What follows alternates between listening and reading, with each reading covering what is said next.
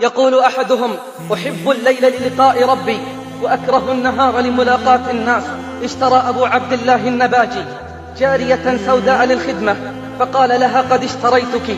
فضحكت فحسبها مجنونة، فقال: أمجنونة أنت؟ فقالت: سبحان من يعلم خفيات القلوب، ما بمجنونة أنا.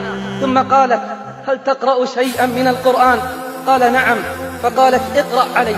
فقرأ عليها: بسم الله الرحمن الرحيم. فشهقت شهقة وقالت: يا الله، هذه لذة الخبر، فكيف لذة النظر؟ فلما جن الليل وطئ فراشا للنوم، فقالت له: أما تستحي من مولاك أنه لا ينام وأنت تنام؟ ثم أنشدت: عجبا للمحب كيف ينام جوف الليل وقلبه مستهام. إن قلبي وقلب من كان مثلي طائران إلى مليك الأنام. فأرض مولاك إن أردت نجاة وتجافى عن اتباع الحرام. قال النباجي: فقامت ليلتها تصلي، فقمت من نومي أبحث عنها، فإذا هي تناجي ربها ساجدة وتقول: بحبك إياي لا تعذبني. فلما انتهت قلت لها: كيف عرفت أنه يحبك؟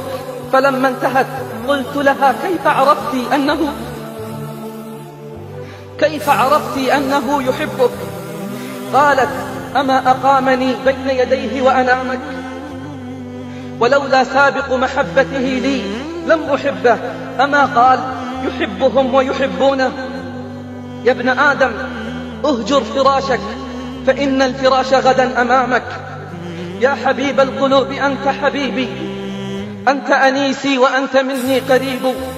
يا طبيبا بذكره يتداوى كل ذي علة فنعم الطبيب. طلعت شمس من أحبك ليلا واستنارت فيما تلاها غروب. إن شمس النهار تغرب بالليل وشمس القلوب ليس تغيب. فإذا ما الظلام أسبل سترا فإلى ربها تحن القلوب.